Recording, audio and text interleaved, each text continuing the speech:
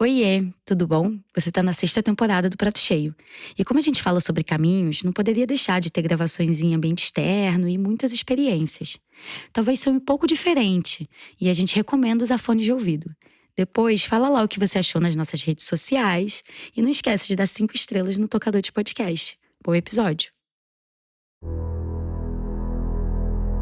Era uma manhã de quinta-feira quando encontrei o Mário no fundo da casa dele, no quintal onde ele triturava milho para servir de ração às galinhas.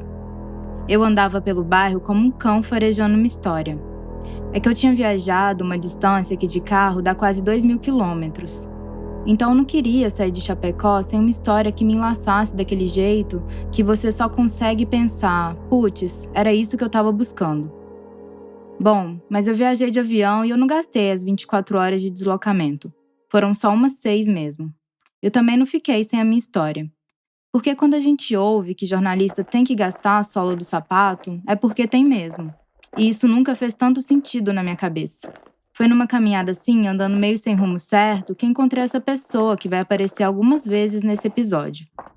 E quando você chegou ao Brasil? Chegou ao Brasil, eu ando só trabalhar na Aurora. Que ano era? Em 2014. O Mário é um haitiano que está há quase 10 anos no Brasil, mas você vai perceber que ainda existe uma dificuldade com o português. Mas não é só ele não, por isso a gente vai ajudar nisso em alguns momentos do episódio. A língua oficial do Haiti é o crioulo haitiano, mas o francês também aparece em algumas regiões. A conversa com o Mário foi bem assim mesmo, uma conversa. Como eu estava contando, foi andando pelo bairro que eu vi ele, no fundo da casa onde mora com a Emily, mexendo com o milho. E eu achei aquilo super curioso. Eu não estava buscando alguém que criasse galinhas, nem que mexesse com plantação de milho. Mas minha curiosidade fez com que eu ficasse parada na porta dele por uns 10 segundos. Foi tempo suficiente para ele se dar conta e me chamar para entrar. A gente teve um papo antes de ligar o microfone, mas o que eu fui ouvindo ali parecia ser tudo o que eu precisava encontrar naquela manhã. O Mário veio ao Brasil num contexto de imigração em massa da população do Haiti. Um momento histórico do país caribenho, mas que também é difícil de ser esquecido por nós, brasileiros. A todo momento, grupos de haitianos chegam ao Acre. São aproximadamente 80 todos os dias, mas, ao desembarcar, encontram um abrigo com capacidade para receber 400 refugiados, onde já estão alojados 1.200. As condições de higiene são péssimas. Em um barracão e numa tenda improvisada, eles se amontoam. O que a gente sabia quando começou a olhar para essa história é que muitos desses haitianos foram para o sul do Brasil trabalhar em frigoríficos, que estão principalmente na porção oeste dos estados. E o Mário foi uma dessas pessoas. Eu perguntei para ele como foi a vinda para o Brasil. Mauri, você saiu de Porto Príncipe? Saiu de Porto Príncipe, peguei avião, deixou Panamá, de Panamá eu pegou Equador, eu pegou ônibus, atravessou Peru entrou do Brasil, em Acre. Pelo Acre? Aham. Aí, chegando no Acre, como foi? E a Aurora pegou, pagar ônibus para mim, entrou trabalhar lá, ficou e até a Aurora mandou embora. A Aurora pagou o ônibus para vir para Chapecó? Sim. Para chegar ao Brasil, os haitianos partiam, geralmente, de Porto Príncipe e seguiam por via terrestre para a República Dominicana. De lá, viajavam de avião para o Panamá e para o Equador, seguindo viagem de ônibus até Peru ou Bolívia. A próxima etapa era realizada de barco ou caminhando pela floresta até a cidade de Tabatinga, no Amazonas, ou Brasileia e Epitaciolândia, no Acre. Esse percurso até as cidades acreanas foi realizado por cerca de 500 haitianos só entre o Natal e o Ano Novo de 2011. Os dados são da Secretaria de Justiça e Direitos Humanos do Estado do Acre. A gente está falando de um contingente enorme de pessoas que chegaram no início da década passada e que hoje são a maior parte da mão de obra de uma indústria que cresce exponencialmente no Brasil. Esse é o assunto de hoje aqui no Prato Cheio, podcast de O Joio e o Trigo. Eu sou Natália Wazawa e eu vou te conduzir por essa história que envolve caminhos longos, culturas bem diferentes e uma cidade que se tornou um polo e uma referência no abate e processamento de carnes no Brasil. Bora nessa!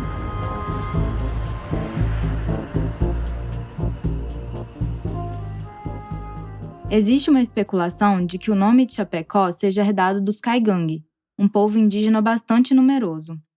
Chapecó, então, significaria algo parecido com "donde se avista o caminho da roça". Isso fez bastante sentido para mim quando estava chegando na cidade. Da janela do avião, vi morros carecas e terra repartida por monocultivos de soja. Mas Chapecó não é uma grande produtora, não. O negócio ali é outro. A cidade é a maior referência na produção de carne suína do país e também concentra o maior número de frigoríficos. De negócios nanicos a unidades industriais gigantes como o da Aurora e da BRF. O estado de Santa Catarina é o maior produtor e exportador de carne suína nacional e o segundo maior produtor de carne de frango. A Aurora está em 14º lugar entre as maiores corporações do setor agrícola brasileiro. Já a BRF aparece ainda melhor posicionada, ocupando o 6º lugar. Esse ranking é da Forbes, mas eu vou trazer mais contexto para você se situar. Em 2019, a Aurora inaugurou a maior unidade frigorífica do país, uma ampliação da fábrica de abate e processamento de suínos que já existia no bairro EFAP, em Chapecó. Na ocasião, estiveram presentes a então ministra da Agricultura, Tereza Cristina, e centenas de lideranças cooperativistas, empresariais e políticas do sul do país. A expectativa é a melhor possível, né? Porque eu acho que hoje a gente vem aqui numa hora que o Brasil tem muitas oportunidades, as proteínas de animal têm também uma oportunidade especial e vocês estão na vanguarda disso. Então aqui é uma boa notícia para o Brasil, para os brasileiros, o Brasil que nós todos queremos que dê certo. Nós temos que elogiar e agradecer ao produtor rural que é esse produtor lutador que, apesar de todas as dificuldades, sem ferrovia, que vocês querem, sem hidrovia, ele está aí fazendo o dever de casa e exportando, e é um exemplo para o mundo. Na solenidade de inauguração, o então presidente da Aurora, o Mário Lansnaster, deu uma pincelada histórica e relembrou a trajetória da cooperativa desde a sua fundação em 1969 e pediu a construção da ferrovia Norte-Sul para o transporte de milho. A infraestrutura de transporte do oeste catarinense é um ponto bem relevante nessa história. Ao contrário do que eu imaginava, as rodovias não correspondem à demanda. São estreitas, com pistas simples e às vezes até sem acostamento. A região não tem uma malha ferroviária em operação para atender ao mercado. Mas não é só isso que falta, não. A superlotação, a falta de infraestrutura da cidade, de moradia, para essa população, é notável isso, é notável. A gente tem imigrantes que vivem em cidades vizinhas, que trabalham em Chapecó, por exemplo. Eu me chamo Luiz Rodrigues, eu sou professor, e eu atuo, então, com a população migrante desde 2013, com o ensino de português como língua adicional, ou como língua estrangeira. Atuo com a pauta migratória desde esse período, então. Fiz parte do primeiro centro de atendimento ao imigrante da Prefeitura de Chapecó. O Luiz foi uma das pessoas que me ajudou a fazer contatos com trabalhadores haitianos. Desde o início dos corres para fazer esse episódio, eu tive uma certa dificuldade em antecipar essas entrevistas. A gente teve essa dificuldade em acessar a população haitiana, enfim, para participar do podcast. Inclusive alunos meus, assim, alunos que me adoram, que toda vez que eu pedi favor para eles, assim, ajuda, alguma coisa, eles sempre estavam muito dispostos, solícitos comigo, mas que é a questão constante da perca do emprego, né? No fundo, a gente sabe o porquê dessa resistência. É uma situação de muita vulnerabilidade. Mas eu percebi que o medo de perder o emprego não é a maior das forças, não. Porque a maioria não reclama da Aurora ou da BRF, pelo contrário. São gratos pelo Brasil dar a eles uma oportunidade de pagar as contas e viver com dignidade. Num contexto de desordem, violência e falta de futuro, qualquer possibilidade fora do Haiti parece um sonho.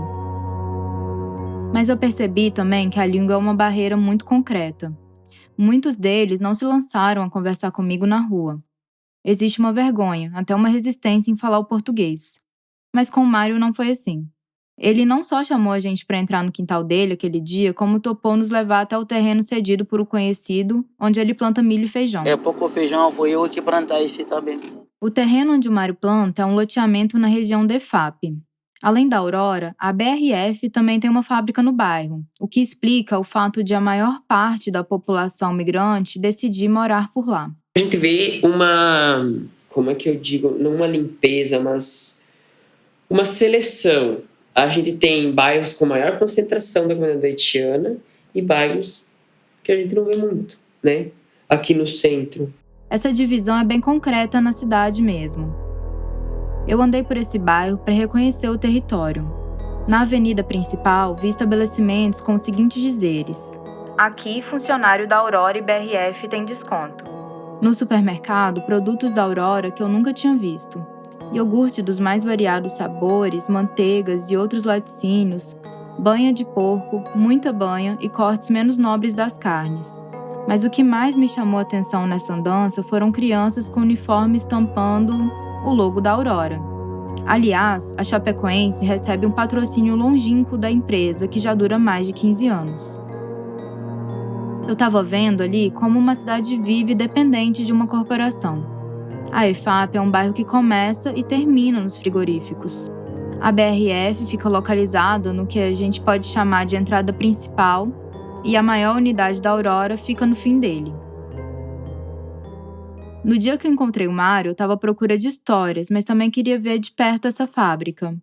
E eu vou te dizer uma coisa, viu? É impressionante o terreno que ela ocupa.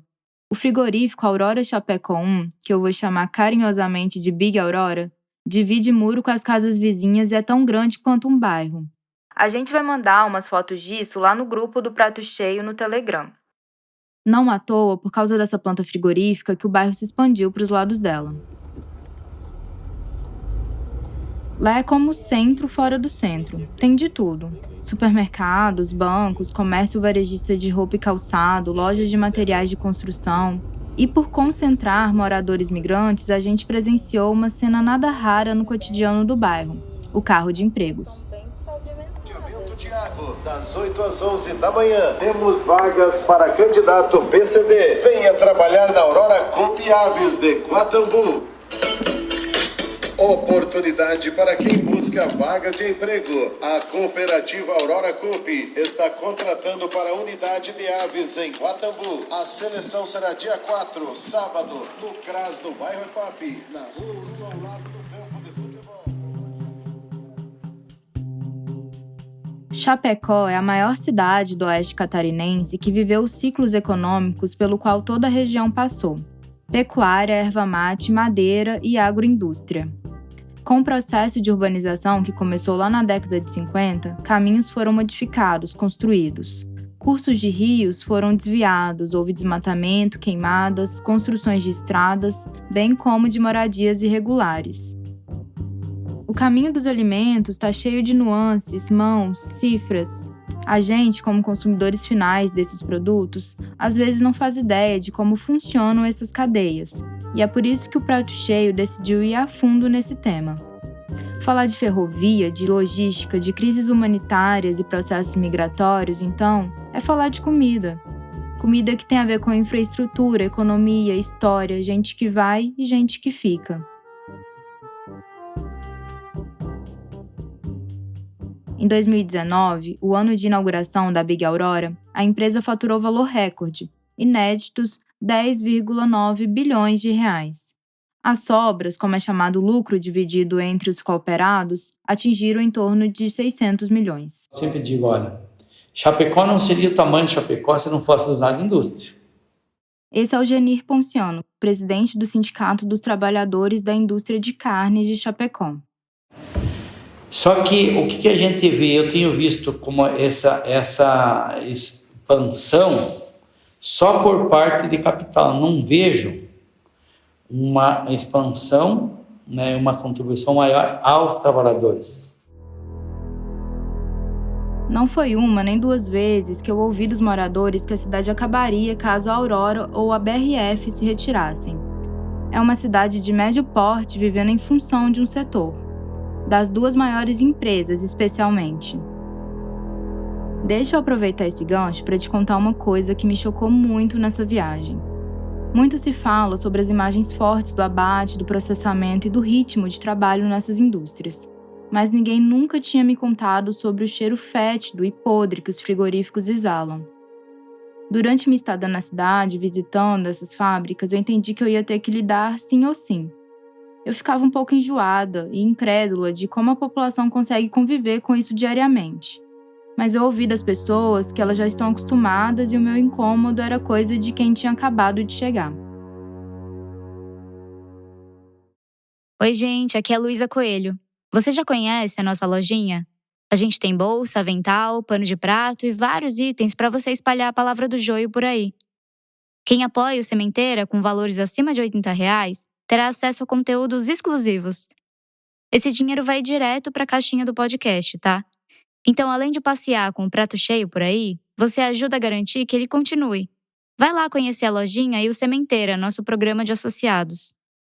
O frigorífico Aurora Chapecó 1 recebeu investimentos de R$268 milhões que permitiram dobrar sua capacidade de 5 para 10 mil cabeças de porcos por dia.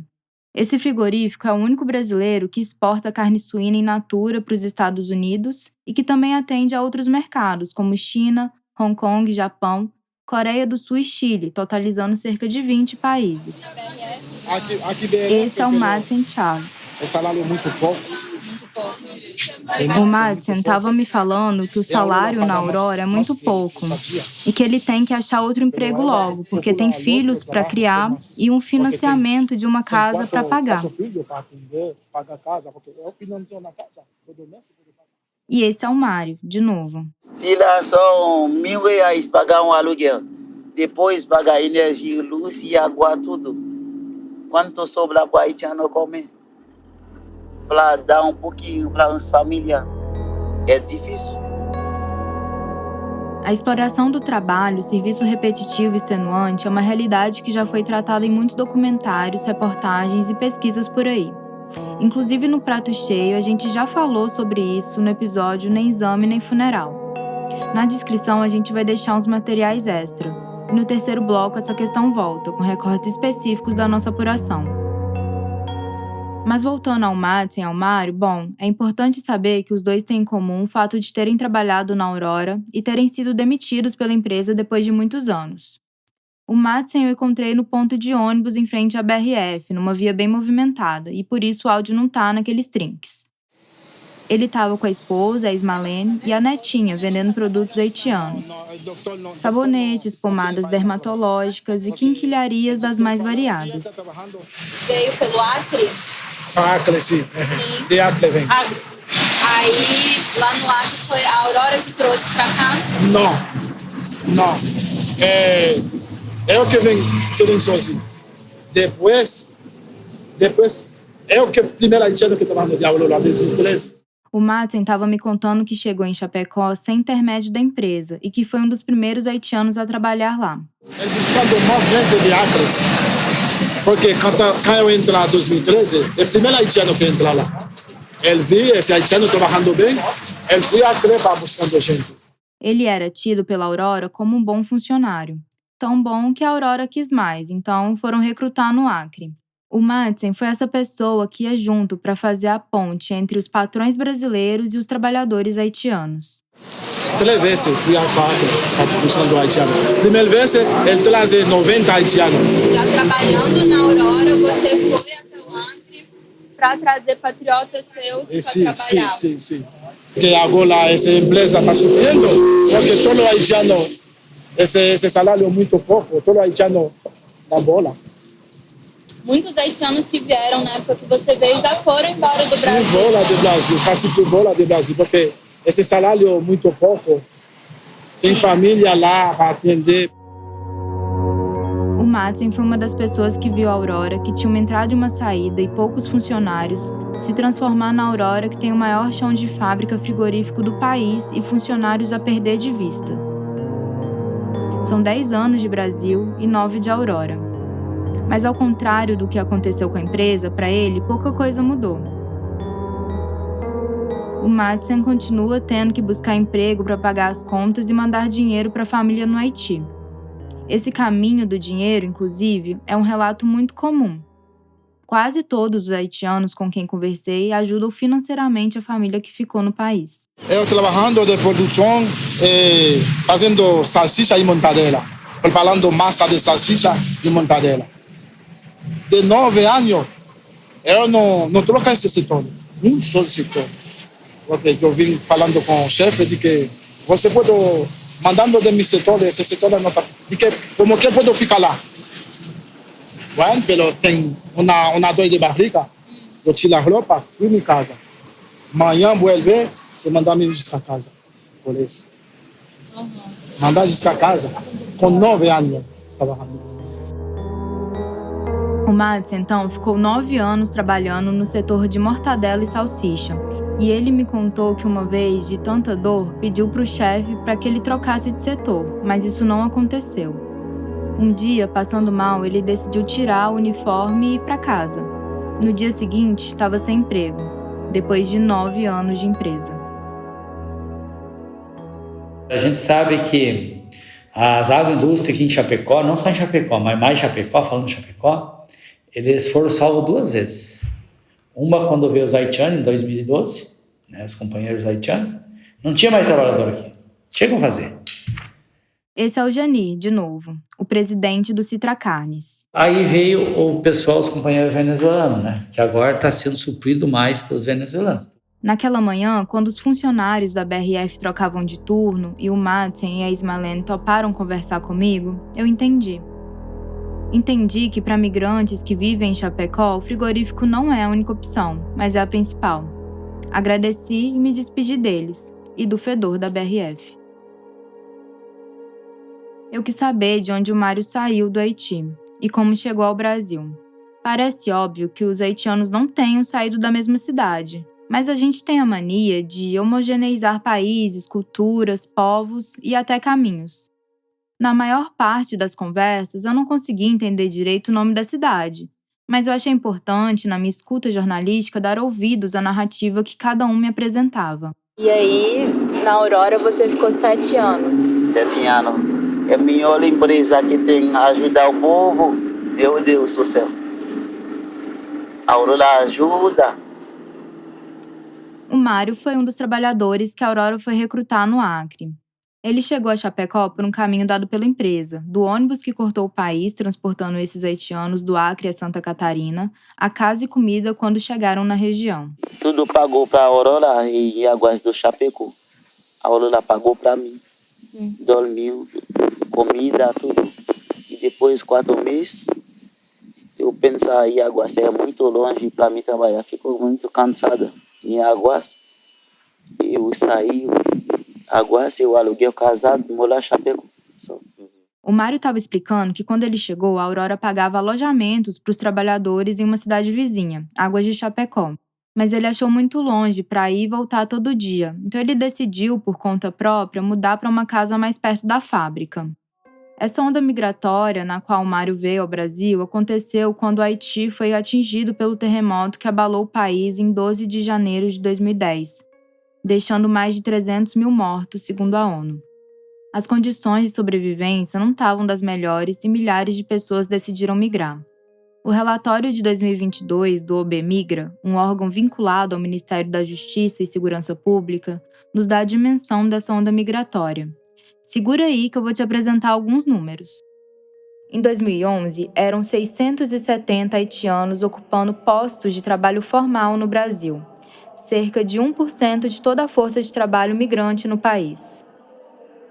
Em 2013, a gente tem um salto enorme. Os haitianos passaram a representar mais de 13% desse total, com mais de 12 mil empregados formalmente. Esse número cresceu ano a ano, chegando em 2020 a 71 mil haitianos morando e trabalhando no Brasil. A Constituição de 88 e a Lei de Imigração garantem a eles os mesmos direitos que aos brasileiros. A lei facilitou o acesso à documentação necessária e a serviços públicos, viabilizando a contratação de imigrantes da mesma maneira que qualquer outra pessoa nas diferentes formas de vínculo empregatício no território nacional. Então, em 2010, essa população, que chegava principalmente pelo Acre, já tinha um aparato do governo brasileiro para se estabelecer no país. Na época, muitas empresas iam até as cidades onde foram montadas estruturas de acampamento para receber esses migrantes e faziam uma espécie de seleção. Quem tem memória sobre isso é o Luiz Rodrigues. Os primeiros haitianos a virem para Chapecó foram justamente a convite de um empresário do Chapecó porque precisava de mão de obra.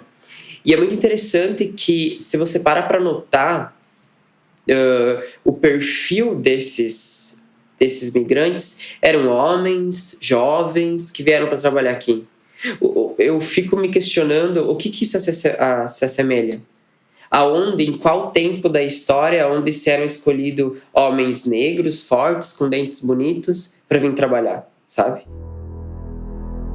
Eu falei com o Luiz que eu achava no mínimo curioso que as empresas, principalmente os frigoríficos, tenham tido interesse em ir até o Acre buscar esses trabalhadores. Lendo pesquisas, eu descobri que muitas fretaram ônibus e até pagaram passagens de avião, que é o caso que o Mário comprovou para mim. O motivo, na verdade, não é tão difícil assim de entender. Faltava mão de obra nessas indústrias no começo da década passada. Era um momento em que o Brasil vivia próximo ao pleno emprego. Mas essa situação, mesmo assim, não deixa de me chamar a atenção. Eu perguntei para o Luiz se existiu ou ainda existe uma relação das empresas com os órgãos institucionais. Os processos seletivos ocorrem dentro do CAI, inclusive. O CAI é o Centro de Atendimento ao Imigrante, o órgão municipal em que o Luiz trabalhou. A empresa é convidada, é feita a divulgação com a comunidade haitiana e com as representações locais dos imigrantes. E as empresas vão até lá e fazem seu processo seletivo. A taxa de desocupação em Santa Catarina é de 3,2%, enquanto a média em todo o Brasil é de 7,9%. Esses são os dados mais recentes da Pesquisa Nacional por Amostra de Domicílios Contínua, do 4º trimestre de 2022. E esse episódio está sendo gravado em maio de 2023. A pandemia é um momento chave para a gente entender a pujança desse setor. Os empregos para os imigrantes não somente resistiram à crise, como apresentaram uma variação positiva. Isso evidencia duas coisas. Uma, que a atividade econômica da região, baseada principalmente na agroindústria, realmente está oportunizando empregos e, portanto, está garantindo uma forma de sobrevivência para a população migrante. Por outro lado, toda essa situação coloca de novo na mesa uma contradição e um estranhamento, porque as coisas não são completamente boas e nem completamente ruins. E cair na armadilha de dualizar o mundo é uma coisa que a gente não costuma fazer aqui no Joio. Se os frigoríficos estão fazendo a engrenagem da economia girar, falta lubrificar e fazer a manutenção. Falta oferecer melhores condições e entender que o mecanismo é feito de pessoas e não máquinas. O Luiz frisou durante a nossa conversa a falta de estrutura da cidade para receber essa população enorme. Pensado sempre, eu preciso suprir minha mão de obra, mas não é só de emprego que essa pessoa vai precisar. Essa pessoa vai precisar de saúde, essa pessoa vai precisar de moradia. E tem? Será que tem? Né? A comunidade migrante tem dificuldade de acessar os aluguéis em Chapecó, seja por falta de interesse dos proprietários e das imobiliárias de firmar contratos com eles, seja pelos altos valores cobrados. E aí a gente entra em embates de superlotação, dos interesses do empresariado de Chapecó, os interesses da gestão pública, municipal, enfim, que dá muito pano para manga ainda. Que é o que a gente assiste hoje, por exemplo, com a comunidade venezuelana, onde a gente tem empresas muito grandes que contratam um número expressivo através do movimento de interiorização da OIM, por exemplo, ou outros movimentos de interiorização que outras instituições têm, mas você pensa, vai ter casa para toda essa gente? Tem aluguel? A migração venezuelana para o Brasil é um movimento bem expressivo e que tem ganhado escala desde 2018. Chapecó está entre as 5 cidades brasileiras que mais recebem essa população. Diferente do processo com os haitianos, os venezuelanos costumam entrar pela fronteira em Roraima e são encaminhados pela Operação Acolhida, um programa de interiorização do governo federal que, junto à sociedade civil, organiza as chamadas Casas de Passagem. São pontos estratégicos para receber e apoiar essa população no caminho até as suas cidades de chegada. Em Chapecó, os venezuelanos também encontram nos frigoríficos uma oportunidade de dar continuidade às suas vidas. Hoje, eles se dividem com os haitianos nos postos de trabalho. É mais ou menos assim. Eles estão em maior peso na BRF, no Bugio, que é o terceiro maior frigorífico da região, e os haitianos estão principalmente na Aurora. O frigorífico Bugio é um dos negócios do Grupo Bugio, que comanda outras empresas. Eles se autodenominam uma das mais tradicionais empresas do agronegócio do sul do Brasil. Um dos mais modernos frigoríficos de suínos do Brasil. Estamos localizados em Chapecó, Santa Catarina, cidade polo do oeste catarinense e referência nacional em agronegócios. O frigorífico da Bugio está localizado numa zona industrial da cidade, bem mais distante do centro. Os trabalhadores de lá enfrentam umas boas horas de deslocamento e a reclamação mais recente é de que faltam ônibus para quem precisa sair e voltar de Chapecó. Talvez por estar mais afastado, lá a coisa pareceu mais escancarada. Caminhões de porcos, a perder a conta cortando a rodovia, chegavam aos montes na indústria. Mais de uma dúzia entrou quando a gente estava lá. E a gente ouviu os grunhidos dos porcos lá de fora. E o cheiro... bom, você já sabe.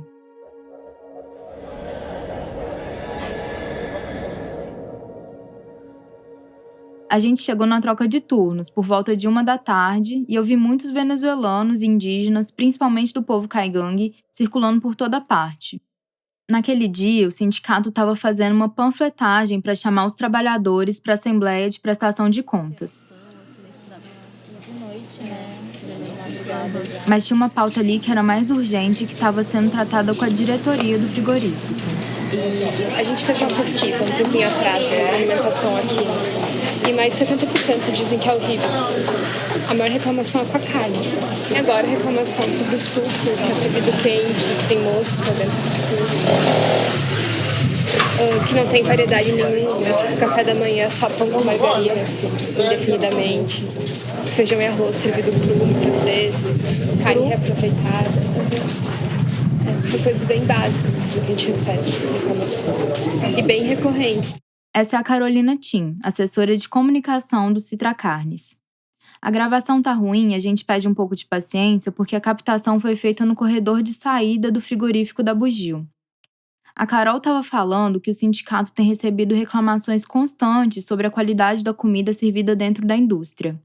Isso me remeteu ao Prato do Preso, um episódio da 3ª temporada, e eu recomendo muitíssimo que você volte lá para ouvir o que acontece quando a comida vira uma forma de exercer poder.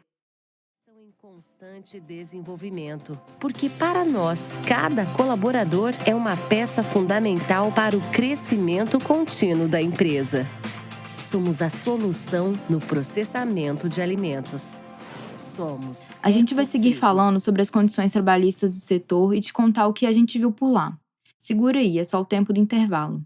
O Joio e o Prato Cheio são mantidos com o apoio de organizações da sociedade que atuam na promoção da alimentação adequada e saudável. A CT Promoção da Saúde, Instituto Ibirapitanga, Instituto Clima e Sociedade, Instituto Serrapilheira, Oxfam Brasil e Fundação Irish Ball são apoiadores regulares dos nossos projetos.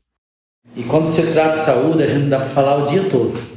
A agroindústria, no ponto que nós existimos hoje, século XXI, não deveria estar trabalhando 8 horas e 40 minutos de segunda a sábado, a sexta, que nem nós temos, de segunda a sexta.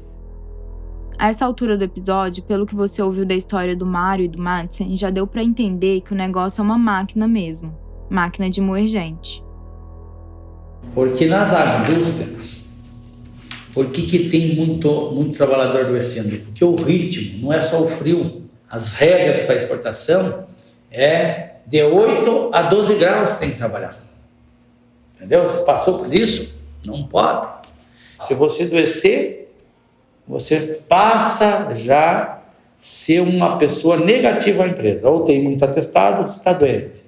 Todas as condições de trabalho dentro de um frigorífico conferem um cenário perfeito para o adoecimento do trabalhador. São atividades repetitivas e intensas, frio constante e a lida com cadáveres de animais, restos de carcaças, sem contar o cheiro fétido. Esse combo certamente causa um mal-estar ao trabalhador, um dano à saúde mental que talvez nunca consigamos mensurar em números de entradas no INSS. E sobre direitos, a gente vai falar da Aurora porque ela tem uma peculiaridade com o Vale Alimentação. Os funcionários só podem comprar no supermercado da empresa, que fica ao lado da unidade da fábrica localizada no centro. tem que comprar lá no mercado deles. Então, tem que comprar o produto deles, lá eles vendem como eles querem daí. A Aurora é um conglomerado que reúne 11 cooperativas, cada uma com seu próprio campo de atividade. A maior delas é a Cooper Alfa, que também tem um complexo agroindustrial em Chapecó.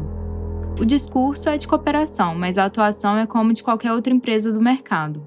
Então, a gente não pode tomar o cuidado de que só avaliar o crescimento da cidade, o crescimento de poucas pessoas, de acionista e a própria cooperativa. Por mais que Chapecó é uma cidade boa, se fala que é bom de morar, é bom de viver, é limpa, mas se paga muito pouco, principalmente na agroindústria.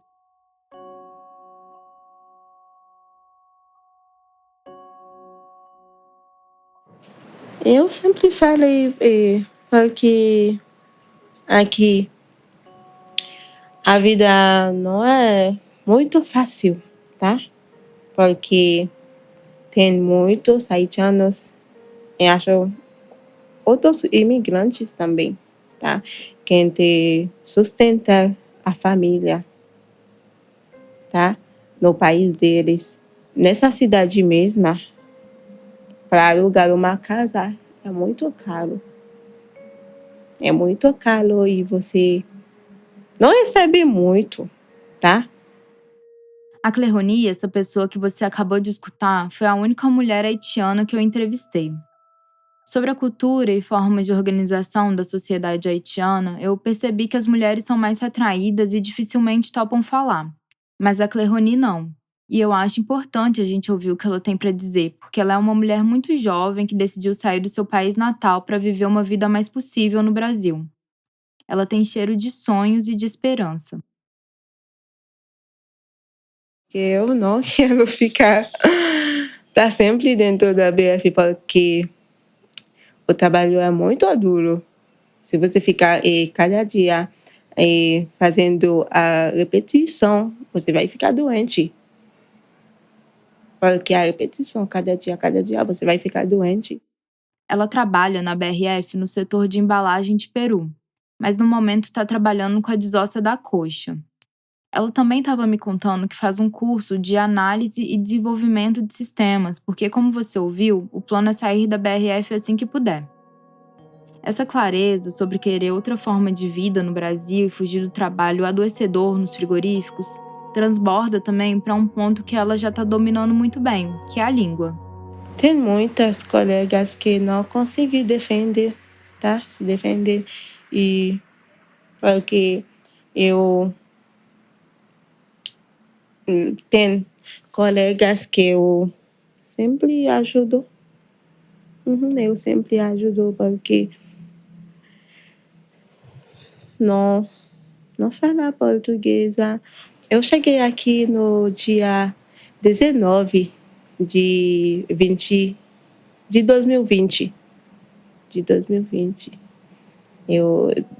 19 de fevereiro de 2020, tá? Eu tenho 3 anos aqui. Com os haitianos com quem eu conversei, eu pude perceber que eles sabem exatamente o dia que saíram do seu país. Talvez porque, para eles, isso marque uma ruptura e uma mudança muito significativas. Quando eu cheguei aqui, eu estava muito triste. Imagina, você acabou de chegar aqui num país que você não sei nada, que você não sabe nada e tem que ficar dentro da casa. Não dá para sair, não dá para fazer nada.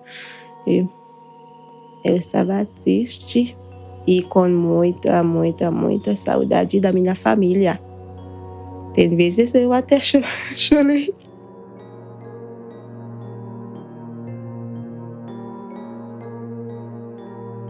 Ela deixou no Haiti pai e mãe. Um irmão mora no Chile e uma irmã e o cunhado moram com ela em Chapecó. O Robertson e a Alexandra não trabalham em frigoríficos.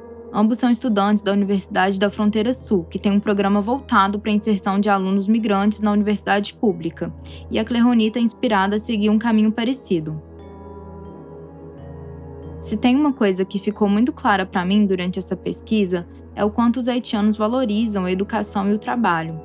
São pessoas comprometidas com o futuro, porque eles sabem que não está dado para todas as pessoas. Apesar de todos os desafios que a realidade impôs para esses migrantes, eu consegui perceber o quanto existe uma alegria em poder construir a vida no Brasil. A maioria diz gostar muito daqui, o que me fez pensar no meu vínculo com essa terra. Eu, que nunca saí desse país, me senti estrangeira no dia que fomos no culto da Assembleia de Deus Haitiana de Jesus Cristo. Foi a minha vez de me sentir em outro país, embebida de outras culturas. Eu e o Vinícius Farfus, operador de som desse episódio, estávamos claramente em desalinho com o dress code do rolê. As pessoas estavam muito bem vestidas, as mulheres bem coloridas. Algumas delas combinando roupa com as crianças, e os homens igualmente elegantes de ternos e sorrisos largos. O culto durou pouco mais de 3 horas, e eu, que não falo nada de crioulo nem francês, não consegui entender a mensagem oral. Mas eu compreendi bastante sobre fraternidade, comunidade e fé, sobre reciprocidade.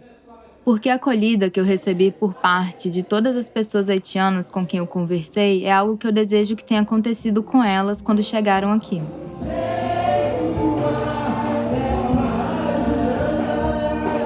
A pesquisa, o roteiro e a narração desse episódio foram feitas por mim, Natália Wazawa.